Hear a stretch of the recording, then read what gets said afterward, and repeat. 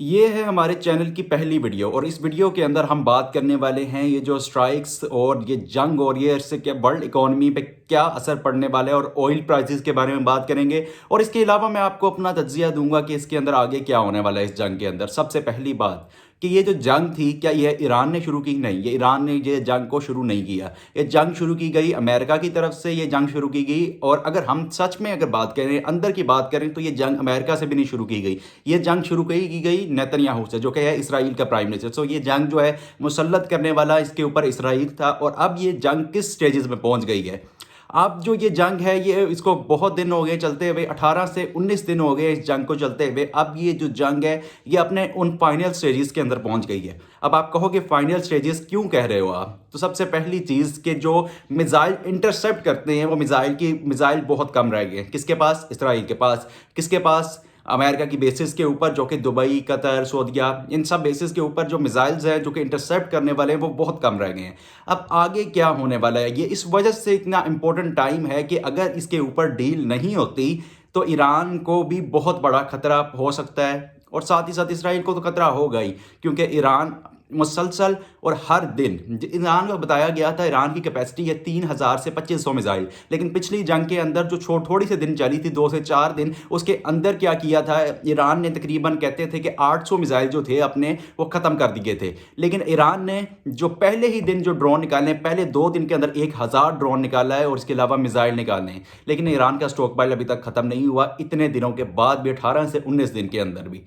तो ये जितनी भी चीज़ थी जो कि अमेरिका और इसराइल ने सोचा हुआ था कि ये बहुत आसान होगा, ये बेहद मुश्किल निकला।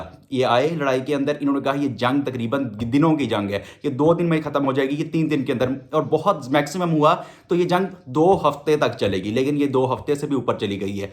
अब ऑयल की प्राइसेस तो बढ़ती जा रही हैं कि अब वर्ल्ड इकोनॉमी कोलैप्स होने तय है कि नहीं है? तो मैं आपको इस बात का जवाब यहाँ से दे दूँ कि वर्ल्ड इकोनॉमी कोलैप्स होने वाली है और बहुत जल्द होगी। वो कैसे होगी?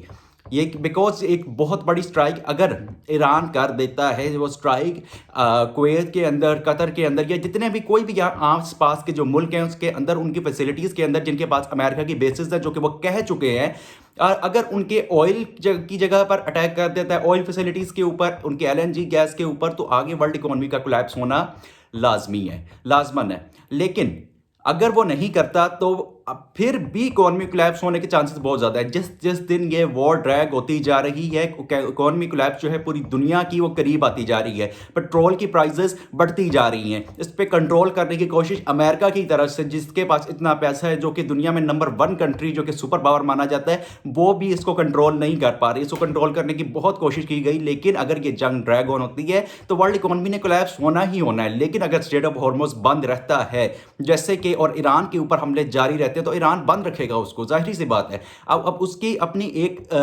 जो है, उसकी अपनी एक मुल्क की, अगर वो मुल्क अपना दिफा नहीं करेगा तो वो मुल्क ऐसा ही बन जाएगा जैसे लिबिया था, जैसे कि वो सीरिया था। अब उसकी अपनी प्रोटेक्शन की बात आई है तो वो स्टेट ऑफ हॉर्मुज़ को लाजमी तौर पे बंद रखेगा। और आगे अगर देखा जाए स्ट्रेटजी ऑफ माइंड के साथ देखा जाए तो बहुत अच्छी स्ट्रेटजी है स्टेट ऑफ हॉर्मुज़ को बंद करने की। और स्टेट ऑफ हॉर्मुज़ को बंद करने के बाद खुलाने की बात बार बार की गई कि स्टेट ऑफ हॉर्मुज़ को हम खुलवा सकते हैं, ये खुलवा लेंगे, ये 1 दिन के बाद है, ये 2 दिन के बाद है। अब जापान की फौज जाएगी, अब इसकी फौज जाएगी, उस मुल्क की फौज जाएगी, अब अमेरिका की फौज जाएगी। तो कोई भी फौज किसी भी मुल्क की नहीं गई। बहुत से लोगों ने बहुत से मुल्कों ने अपने टैंकर्स, अपनी शिप्स भेजी, लाजमी मिलिट्री वाइज भी भेजी, लेकिन उन्होंने दोबारा वापस बुला ली। अब जापान के साथ डील की गई, अमेरिका में ट्रंप ने जापान के प्राइम मिनिस्टर को बुलाया, लेकिन उसके बाद वहाँ पर उसकी और जलालत कर दी। वो गए अपने घर जाने के बाद उन्होंने क्या किया, ईरान के साथ डायरेक्ट डील कर ली। और डील करने के बाद कि हम आपकी, ईरान ने लॉ कर दिया कि हम आपकी शिप्स को गुजरने देंगे, लेकिन आपने पेमेंट युआन में करनी है। अब ये जो पेमेंट युआन वाला चक्कर है, ये आप सोच लो ये कब का चक्कर है?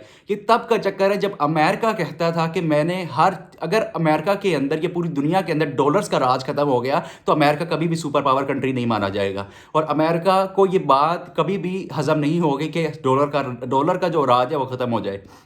कि तकरीबन पिछले 5 साल से ब्रिक्स के नाम से जो कंट्रीज शामिल थी, उन्होंने डॉलर का राज खत्म करने की बेहद कोशिश की, मगर नहीं हुआ। लेकिन अब स्ट्रेट ऑफ हॉर्मुज़ के अंदर जापान जो है वो क्या दे रहा है, युआन के अंदर पैसा दे रहा है, डॉलर्स में नहीं दे रहा। डॉलर का राज खत्म हो रहा है, खत्म नहीं हो रहा लेकिन कम हो रहा है। लेकिन ये खत्म हो सकता है क्या? ये खत्म सिर्फ और सिर्फ स्ट्रेट ऑफ हॉर्मस बंद करने से नहीं हो सकता, ब्रिक्स की तरफ से हो सकता है। लेकिन ब्रिक्स की कंट्रीज जो है वो आगे चलने नहीं देगा अमेरिका। जहां तक अभी हमें तस्वुर अभी पता चल रहा है, तो ये बहुत मुश्किल है। अब आगे वर्ल्ड इकोनॉमी कोलैप्स होनी है और कब होनी है, इसका जो आपको डेज के हिसाब से अगर मैं आपको बता दूं तो ये जल्द ही होने वाला है। ये कुछ दिनों की बात है, ये महीनों के ऊपर नहीं बात नहीं है। और क्या ये महीनों के अंदर जंग ड्रैग ऑन हो सकती है? इस जंग का सिर्फ और सिर्फ सक्सेसफुल वो होगा, इस जंग को कामयाब तब किया जाएगा जब एक ना एक पार्टी के जो है मिसाइल खत्म होंगे। तो फिर दूसरी पार्टी या तो उसके ऊपर चढ़ाई कर देगी, या उन मिसाइल्स को खत्म होने से पहले अगर सीज फायर हो जाए, जंग रुक जाए, तो ये दोनों पार्टीज के लिए बहुत अच्छा होगा और ये पूरी दुनिया के लिए बहुत अच्छा होगा कि जंग स्टॉप हो जाए, रुक जाए। लेकिन अगर ये स्टॉप नहीं होती, ईरान अगर मिसाल के तौर पर अगर ईरान के पास मिसाइल ज़्यादा हैं तब भी इसराइल के पास मिसाइल ख़त्म है, तो ये एटमी जंग लगने का खतरा इसमें ज़्यादा बढ़ जाता है। और अगर एटमी जंग लगेगी तो फिर कोई नहीं बचेगा।